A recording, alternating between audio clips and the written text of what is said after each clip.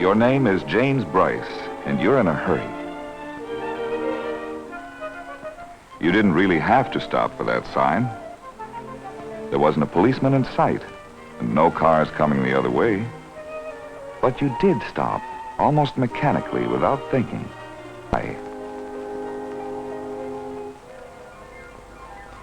It began a long time ago, James Bryce, when you looked like this. Things happened to you then, a whole series of things that told you the same story. Little incidents like this one.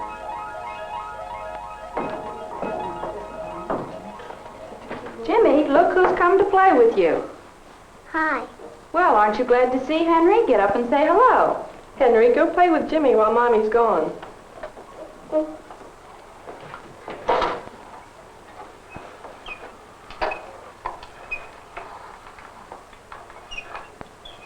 They'll be okay, Helen.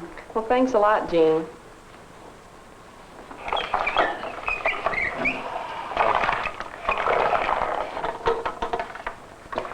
That's new, isn't it?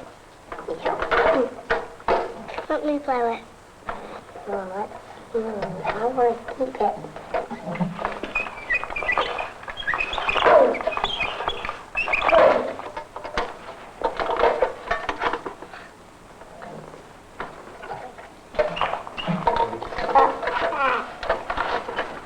Boy, stop that. What's the matter with you?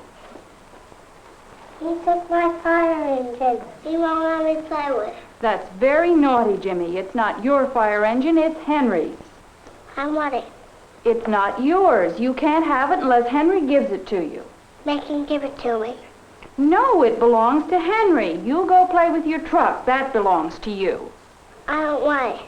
Well, don't play with anything then, but behave yourself. I'm ashamed of you.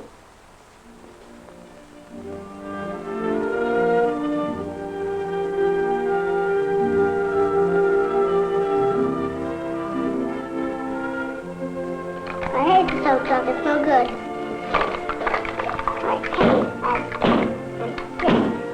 You're Jimmy Bryce, and you're angry. You wanted something, and somebody said no, just because it belonged to someone else. And so, now you're being scolded. Too bad. If only you weren't a human being. If you were a monkey, for example, this problem would never come up. If you wanted something, you'd take it, and may the best monkey win. No mother monkey around to say, naughty, or you know better, or I'm surprised at you. Or if you'd been born a social insect, like a bee, there'd be no problem either. The social behavior of a bee is largely fixed by heredity and instinct. No moral problems, no trouble, no rebels, no criminals, no nonconformists in a beehive. But back here in human society, there are problems. Social behavior has to be learned, usually the hard way. The moral rules that govern human society are transmitted to the young through speech and writing.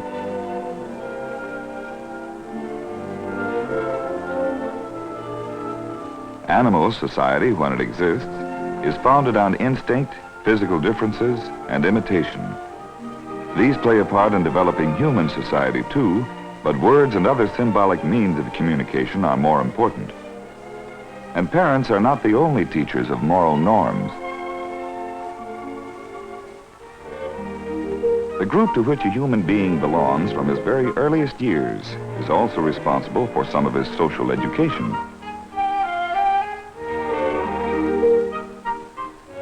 You're Jimmy Bryce, and you're 5 years old now. Like it or not, you've become a part of a social group. Today, James Bryce doesn't even remember an incident like this one, and it was one of many. It was just one of those days, those bad days. Life in the kindergarten was pretty dull. Finger painting seemed like sissy stuff. How about a little action? You're feeling pretty strong this morning. Anybody want to fight? There, that ought to start something. Same old story. Grown-ups always spoil the fun. All the old words, too. Be a good boy. Ashamed of you. How would you like it if somebody did that to you?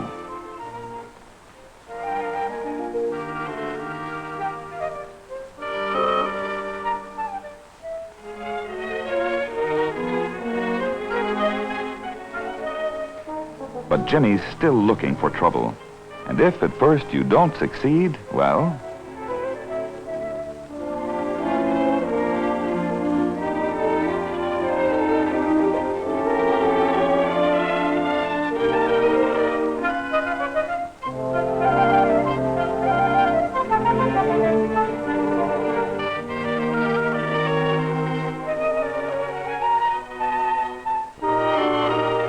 Words haven't worked very well on Jimmy, and so now the teacher tries enforcing moral norms, punishment by separating him from the group. Jimmy is pretending that he doesn't care, but he's looking to the group for their reaction. Most of all, he wants attention, but he's not getting it now. The other children have become suddenly indifferent, and Jimmy is disappointed. At recess time, Jimmy's formal punishment was ended, but then the children took over. They didn't like his bullying behavior, and they let him know it. They applied one form of social sanction against him, exclusion. Exclusion, or withdrawal, is an informal kind of punishment used especially by children and adolescents, but fear of it continues to exercise a restraint throughout adult life.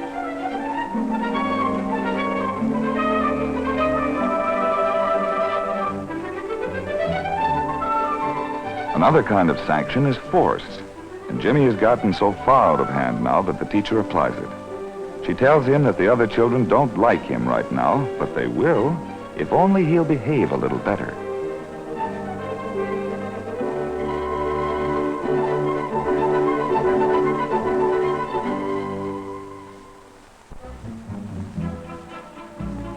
But by the time Mrs. Bryce came to get Jimmy after school that afternoon, some of his cockiness had returned. As a result, he is about to have another sanction applied to him by his group, ridicule, which in this case takes the form of mimicking his strut. In some situations, ridicule is highly effective. Like withdrawal or exclusion, it is a sanction ordinarily applied by children and adolescents, but the threat of it continues to operate in adult behavior. The fear of both exclusion and ridicule, learned in childhood, remains a powerful motivation for adhering to moral norms in later life.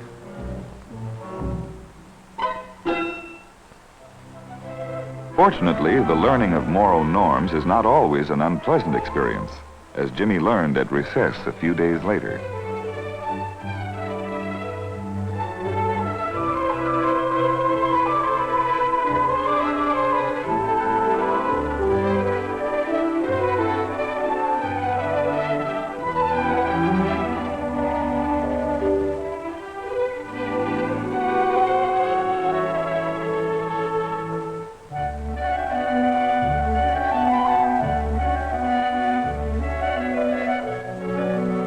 Jimmy didn't know it at the time, but he was beginning to learn something essential to the whole basis of order in human society. A member of society must cooperate in order to participate, give in order to get. Jimmy didn't learn all the rules from this one experience. Many incidents of the same kind were needed for his social education. For example, not long afterward, there was that business about the tricycle. Sure. I just want you to remember one thing, Jimmy. I don't want you ever to cross a street. Not any street. Understand? It's dangerous because of the automobile, so you mind what Daddy says.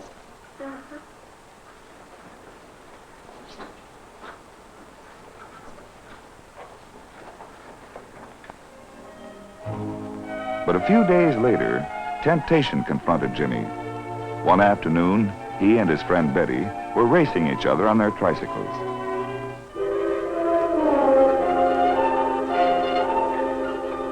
The forbidden territory across the street suddenly seemed very inviting. Over there, a whole world of excitement lay waiting.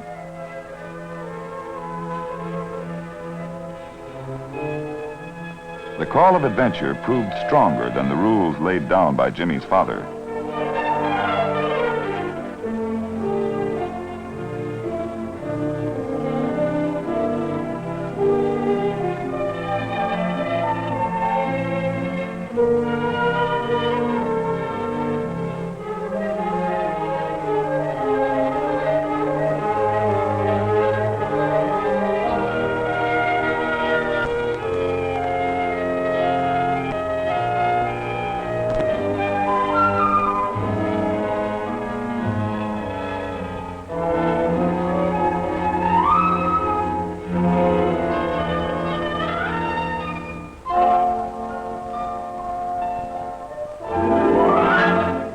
But Jimmy's father came home from work early that afternoon, and the culprit was caught red-handed.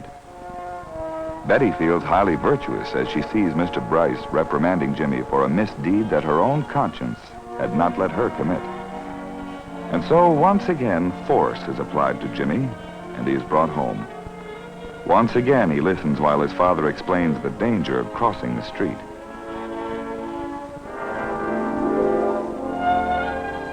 The next day, Jimmy received his punishment. He was not allowed to use his tricycle and play with the other children. Jimmy is learning that if he breaks the rules, he gets punished. And punishment is an important factor in moral education in childhood. However, in adult life, the educational aspect of punishment is relatively unimportant. Its main purpose is not to reform the criminal. Its real value is to reaffirm the moral standard for everyone else.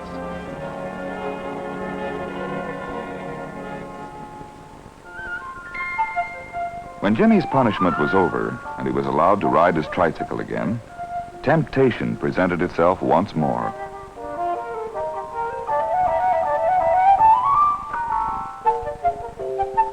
Again, the life of forbidden joy calls to him. And he would probably get away with it this time. Not a grown-up in sight. Why not? Why not? Because Jimmy has begun to grow a conscience, and it is beginning to take over in making decisions between right and wrong. It will continue to operate, often unconsciously, throughout his life.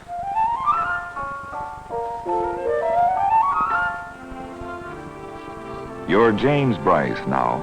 Not Jimmy, aged 5, and most of the time you stay within the moral norms of your society. Your conscience is no longer just a barrier. Now it's a part of your self-expression, relating itself to the various roles you play in your society. The roles of husband and father demand that you provide for your family.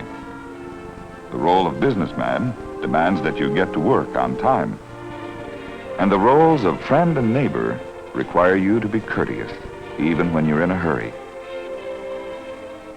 You're James Bryce, a social being at long last, because your parents, teachers, and group did a good job of socialization. Without this socialization, and without the sanctions used to achieve it, there would be no basis for moral order in human society.